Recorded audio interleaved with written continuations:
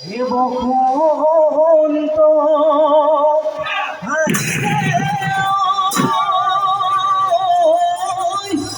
ওই গছে পাথলালেও দিয়ে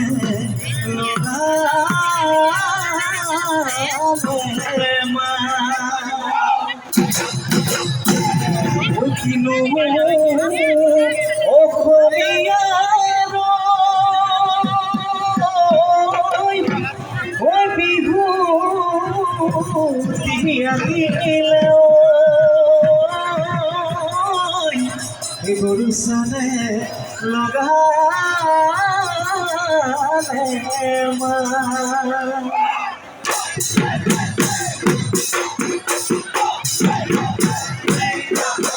ওই বিতুরাজ বসন্ত মেঘে গাছে আকাশ ওই বিতুরাজ বসন্ত মেঘে গাছে আকাশ ওই মঘাই নাতি ভুলে পাও পৃথিবী ওই কপাই যাও মঘাই নাতি ভুলে পাও পৃথিবী ওই কপাই যাও ও আমি অসমীয়া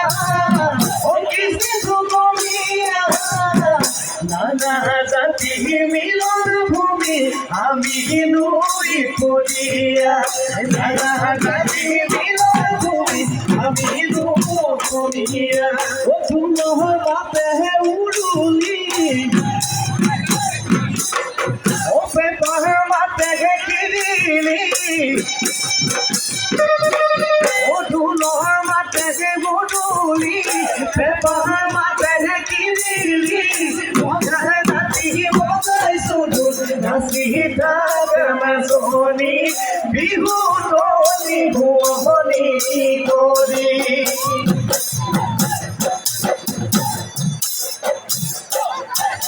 ওই জানোই বোনই কদমাই জানোই তুলি গিয়ে ওবে বিনালে জানোই বোনই কদমাই জানোই বড় সিনালে জানোই বোনই কদমাই জানোই মুখে মাতুর গমিছু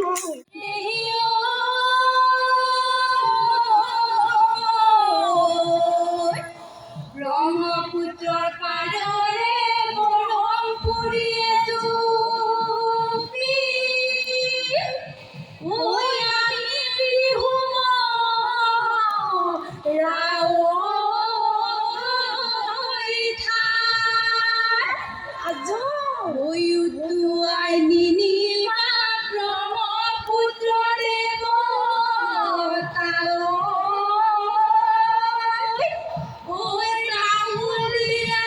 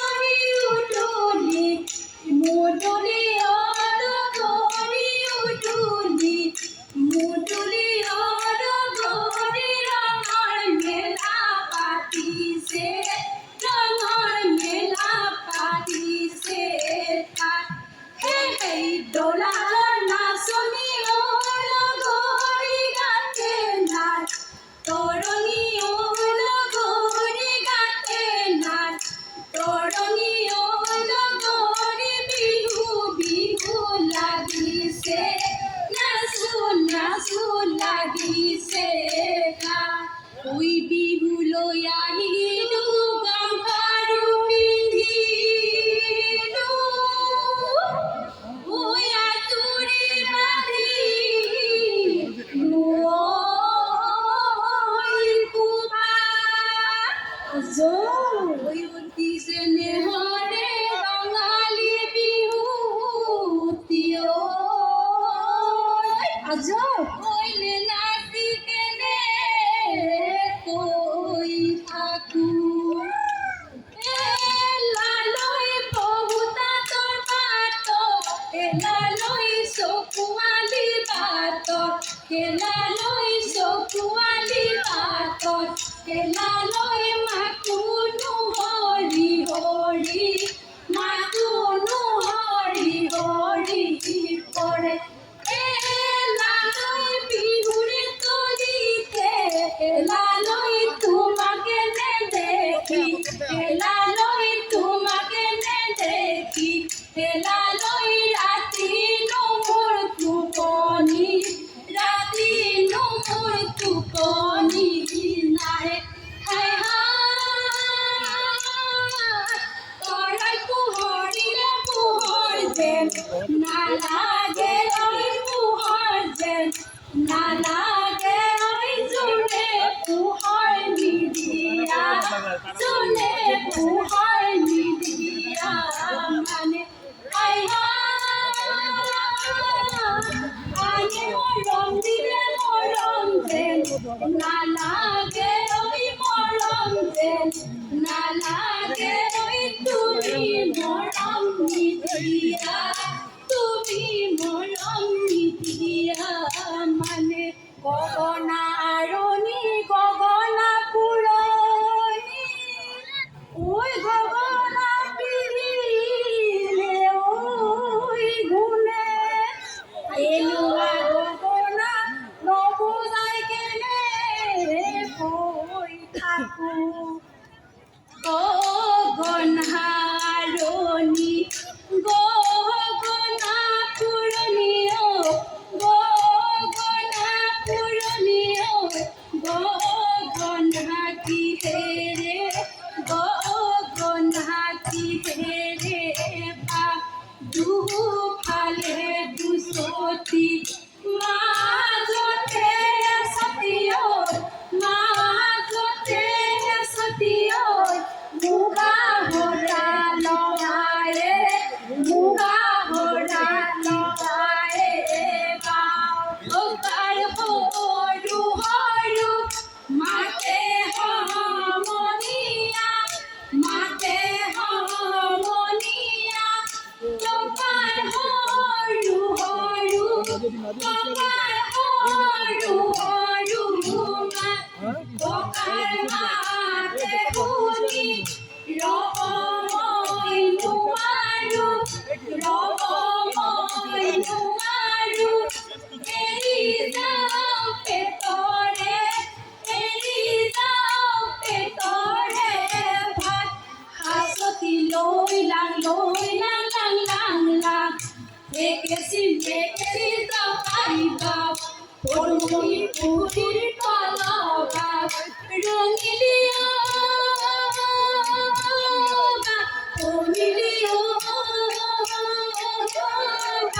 জকাই এৰি বিহুলৈ জকাই এৰি বিহুলৈ যা তৰফৰ পৰা এনেকুৱাকৈ বিহুৰ আয়োজন কৰি অহা হৈছে এইবেলি ৩৮ সংখ্যক অষ্টত্ৰিংশতিতম এই বিহুৰ আজিৰ মুকলি বিহু প্ৰতিযোগিতাৰ আমি উদ্বোধক হিচাপে আপোনাসৱৰ মৰম আৰু সমিতিৰ বিষয়ববীয়াসকলৰ আদেশত উপস্থিত হৈছোঁ। প্ৰতি বছৰেই প্ৰায় প্ৰতি বছৰেই আমি আপোনালোকৰ সন্মুখত এনেকৈ থিয় হোৱাৰ সুযোগ পাই আহিছোঁ। তাৰ কাৰণে বিহু সমিতিৰ বিষয়ববীয়াসকলক মই ধন্যবাদ জ্ঞাপন কৰিছোঁ। ৰাইজ লাহে লাহে মই লীলাটাক কৈছোঁ যে লাহে লাহে আমাৰ এই বিহু যিটো বিহু লাহে লাহে অনুষ্ঠানটো যেন ম্লান পৰি অহাৰ দৰে এটা অৱস্থাৰ সৃষ্টি হৈছে। মানুহ আজি কৰ্মব্যস্ত, কৰ্ম মানে আচলতে অসমীয়াসকল কৰ্মবিমুখ হৈ গৈ আছোঁ। কৰ্ম নথকা কাৰণেই সময় আমাৰ নোহোৱা হৈছে। তাৰ পিছতো আপোনালোক এই বিহু মঞ্চত বিহু আমাৰ যি এই ফিল্ড আছে বিহুতলীত উপস্থিত হৈছে, তাৰ কাৰণেও ধন্যবাদ। এটাই কথা মই সকলোতে এই কথাটোৱে কওঁ, ভূপেন দাই কৈ গৈছিলে আৰু এই বিহুৰ চিঠিতো উল্লেখ আছে, বহাগ মাথ এটি ঋতু নহয়, নহয় বহাগ এটি মাহ, অসমীয়া জাতিৰ আয়ুস ৰেখা গণজীৱনৰ ই হাস। আৰু প্ৰকৃতপক্ষত গণজীৱনৰ হাস ৰূপত আমি এই বিহুক এই বহাগক প্ৰতিপন্ন কৰিব লাগিছিল, যদিও কেৱল ৰং ৰহইচ, কেৱল ফূৰ্তি তামোচা, কেৱল গান বাজনা চোৱাৰ ক্ষেত্ৰতহে আমি আগবাঢ়ি থাকোঁ। কিন্তু বহাগক বিহুক যে আমি আমাৰ হাস, আমাৰ প্ৰতিজ্ঞা লোৱাৰ সময় বুলি আমি ল'ব লাগিছিলে, এই কথাখিনি আমি অনুধাৱন নকৰা কাৰণে আজি অসমীয়াসকলৰ অসমত এই অৱস্থা হৈছে। অসমৰ বাহিৰত আজি সুদূৰ পশ্চিমতো অসমীয়াসকল যিসকলে তাৰ আৱাসী হৈছে তেওঁলোকেও ৰঙালী বিহু পালন কৰি আছে। কিন্তু অসমতে আমি যদি অসমীয়াসকলে নিজক নিচিনো, নিজৰ কাম নিচিনো, নিজৰ কৰ্ম যদি চিনি নাপাওঁ, তেতিয়াহ'লে ভূপেন দায়েও সেই কথাটো কৈ গৈছিলে যে যদি নিজক নিচিনো আমি অসমতে কিন্তু আমি ভগনীয়া হ'ম। সংখ্যালঘু হোৱা, ভগনীয়া হোৱা, কিমান দুখ, কিমান যন্ত্ৰণা। যেতিয়া ভগনীয়া হ'ম তেতিয়া আমি গম পাম। মই সেইকাৰণে কৈছোঁ লাহে লাহে লাহে লাহে লাহে লাহে যেন আমাৰ এই বিহুটি ম্লান পৰি গৈ আছে। আৰু বিহু থাকে মানে বিহুকে বিনাবা, বিহু গ'লে বিনাবা কাক। আৰু বিহু যেতিয়ালৈকে থাকিব তেতিয়ালৈকে অসমীয়াও থাকিব। কিন্তু যেতিয়ালৈকে অসমীয়া এই পৃথিৱীৰ পৰা নোহোৱাই যায় তেতিয়া বিহুও নোহোৱা হৈ যাব লাহে লাহে। সংখ্যাৰ কথাটো মই উল্লেখ কৰিছোঁ। আৰু এটা কথা, আজিকালি জাতিৰ পৰিভাষা সলনি হৈ গৈছে। আজি এনেকুৱা এটা পৰিভাষা দিব খোজা হৈছে যে কেৱল মাত্ৰ ভাষাটোহে যেন জাতি। আমেৰিকা, ইংলেণ্ড বা ভাৰতৰ বিভিন্ন ৰাজ্যৰ পৰা অহাসকলেও অসমত আহি অসমীয়া ভাষা শিকে। তেওঁলোক অসমীয়া নেকি? কেৱল ভাষাই জাতিটো ৰক্ষা কৰিব নেকি? মই কৈছোঁ যে আমি জানো যে জাতি এটাৰ উপাদান হ'ল ভাষা, সংস্কৃতি, ৰীতি নীতি, পৰম্পৰা, খাদ্যভাস, বেশভূষা, সমুদায় মিলি এটা জাতি হ'ব। কেৱল ভাষাটোৱেদি যদি আমি জাতি জীয়াই ৰাখিব খুজিছোঁ, সংস্কৃতিবিহীন জাতি এটা মানে নম নেগুৰ বৰ্জিত এটা অকাল কুষ্মাণ্ডৰ দৰে হ'ব। গতিকে ৰাইজ, আমি সংস্কৃতিও জীয়াই ৰাখিব লাগিব, মুখৰ ভাষাটোও জীয়াই ৰাখিব লাগিব। সংস্কৃতি আমাৰ চিনাকি সংস্কৃতিয়েদি আমি অসমীয়া জাতিক বিশ্ব দৰবাৰত চিনাকি দি থাকিব লাগিব। আজি ভাল লাগে, মই আগতেও উল্লেখ কৰিছোঁ, বেশভূষাৰ কথাটো যেতিয়া উল্লেখ কৰোঁ তেতিয়া দৌলাশলবাসী যি আমাৰ যুৱ বন্ধুসকল আছে এই বিহুৰ লগত জড়িত, সকলোৱে ধুতি পাঞ্জাবী, ধুতি কুৰ্তা পিন্ধি আহে। গতিকে এই বেশভূষা যিটো আমাৰ পৰিচয়, এই পৰিচয়টোও থাকিব লাগিব। মই দৌলাশাল বিহু সন্মিলনীৰ বিষয়ববীয়াসকলক ধন্যবাদ জ্ঞাপন কৰিছোঁ।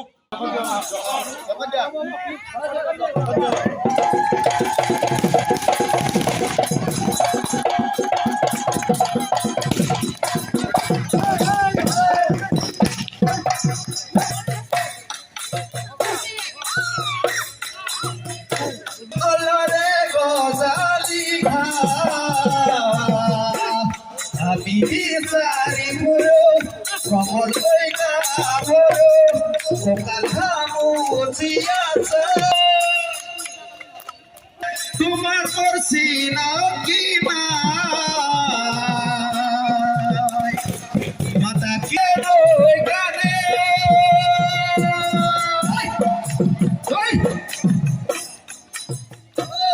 দেখি ভাল লাগিছে, হাতু বেন লাগিছে, তোমার করছি না কি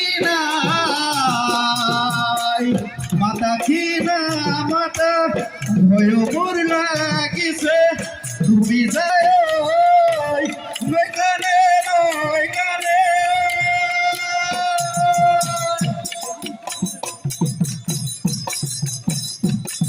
শ্রদ্ধা দৌলাহাল অঞ্চলবাসী বিহু প্ৰেমস্থিত মুকলি বিহু প্ৰতিযোগিতাৰ এই 38 সংখ্যক মুকলি বিহু প্ৰতিযোগিতাখন উদ্বোধন কৰিবলৈ আমন্ত্ৰণ কৰি অনা আমাৰ বৰক্ষেত্ৰীৰ বিশিষ্ট সমাজসেৱক শান্তনু কলিতাদেৱক আমি এই চেগতেই দৌলাশাল আঞ্চলিক বিহু সন্মিলনৰ তৰফৰ পৰা এখনি ফুলাম গামোচাৰে আদৰণি জনাম।